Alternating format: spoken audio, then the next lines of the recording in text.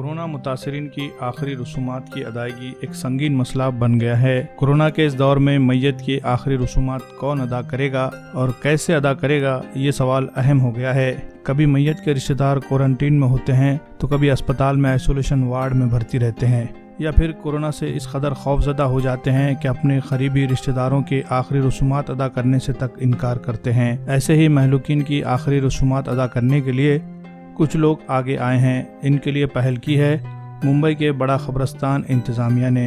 मुसलमानों समेत यहाँ तमाम मज़ाहिब के मैयतों की आखिरी रसूमात अदा की जा रही है। अब तक इन लोगों ने 700 से ज़ायद मैयतों की आखिरी रसूमात अदा की। इनमें 250 से ज़्यादा हिंदू मैयतों के आखिरी रसूमात भी अदा की गई।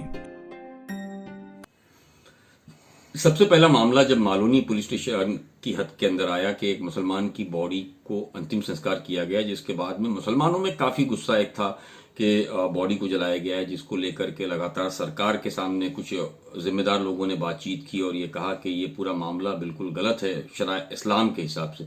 इन सभी चीज़ों को ध्यान में रखते हुए WHO की जो गाइडलाइंस थी वो भी बताई गई सरकार को कि जो बॉडीज़ को तदफीन पूरी दुनिया में किया जाता है, अगर उसी तरीके से किया जाएगा तो सबसे बेहतर चीज़ है, जिसको ध्यान में लेते हुए सरकार ने फ़ौरन जो है महानगर पालिका के अधिकारियों से बात की और जो GR निकाला गया था उसे कुछ ही वक्त में रिवाइज़ किया गया और पूछा गया कि अगर ठीक है मुसलमान तदफीन करना चाहता है तो तदफीन कहाँ होगी।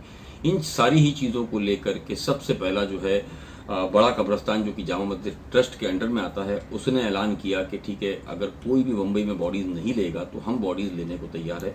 उसके बाद में गवर्नमेंट से बातचीत हुई। बातचीत के बाद में गवर्नमेंट ने खुद महानगर पालिका के 6 कब्रिस्तान और एक बड़ा कब्रिस्तान मिलाकर के 7 ऐसे कब्रिस्तान हैं जहां मुसलमानों की तदफीन के लिए इजाज़त दी।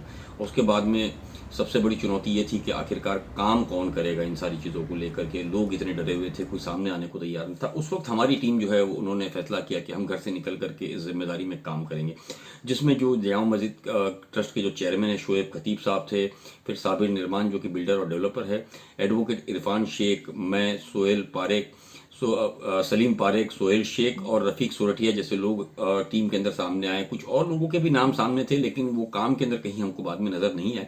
लेकिन ये 7 लोगों की टीम शुरुआती दिनों से लेकर के अब तक बनी हुई है, लगातार वो काम कर रही।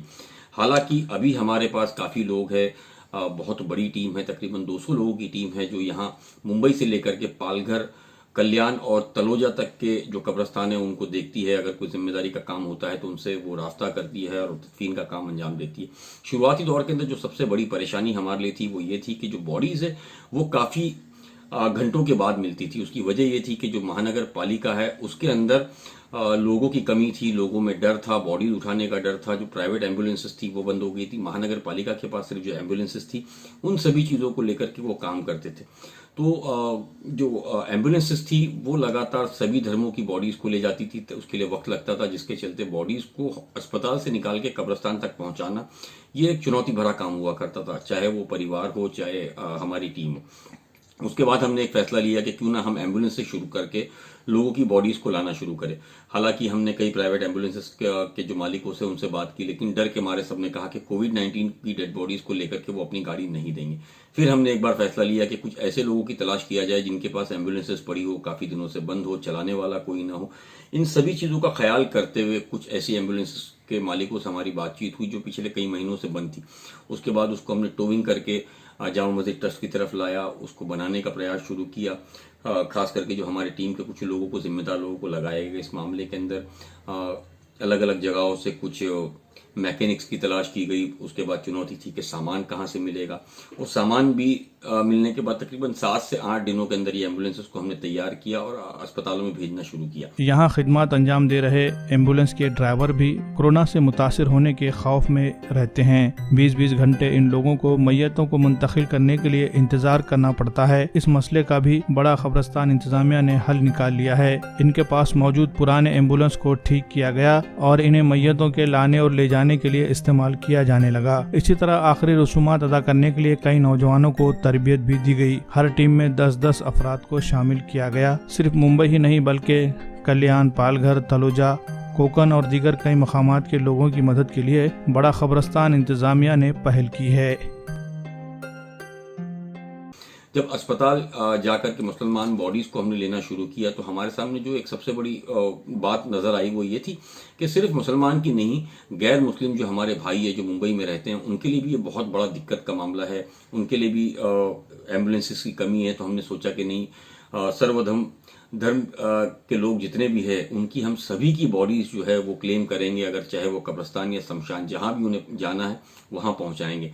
फिर पता लगा कि लगातार कई हिंदू बॉडीज भी वहां पड़ी है, क्लेम करने वाले लोग नहीं है। कुछ फैमिलीज के, चाहे वो हिंदू या मुसलमान, उनके लोग क्वारंटाइन हुए हैं या कुछ के लोग जो है वो डर के बाहर नहीं आ रहे।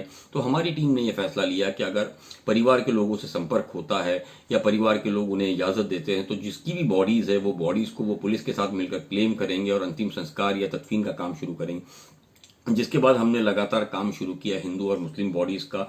कई बार ऐसा भी हुआ कि हिंदू या मुस्लिम उनके परिवार के लोग क्वारंटाइन थे, कुछ लोगों का जो थे उनका कोई रिश्तेदार ही नहीं था, कुछ ऐसे थे जिनके घर के अंदर चुनिंदा 1 या 2 लोग थे, कुछ ऐसे भी हमारे सामने केसेस आए जिसके अंदर लोगों के पास पैसे नहीं थे।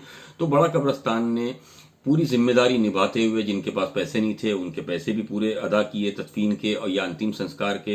या जिन लोगों के कुछ ऐसे लोग थे जो बेचारे गांव से यहाँ काम करने आए थे, उनका कोई रिश्तेदार नहीं, कोई क्लेमर नहीं, उन बॉडी को भी गांव में लगातार नंबर निकाल के बातचीत करके उनसे वहां से एनओसी मंगा करके उनकी तदफीन या अंतिम संस्कार कराया गया। इस तरीके भी काम को हमने अंजाम दिया। कुल मिला के ये सारी चीजें करते करते एक जो सामने आई थी वो ये थी कि ऑक्सीजन की कमी के हिसाब से भी लोगों की मौत होती है। तो जामा मस्जिद ट्रस्ट सबसे पहले सामने आई, उसने ऑक्सीजन सिलेंडर्स का जो है संपर्क किया और लगातार सिलेंडर्स मंगा करके लोगों में फ्री बांटना शुरू किया। आज आप पूरे मुंबई और महाराष्ट्र में देख रहे हैं कई ऐसी संस्थाएं हैं जो सामने आई है ऑक्सीजन सिलेंडर्स को लेकर के, जिससे काफी लोगों की जान बच रही है।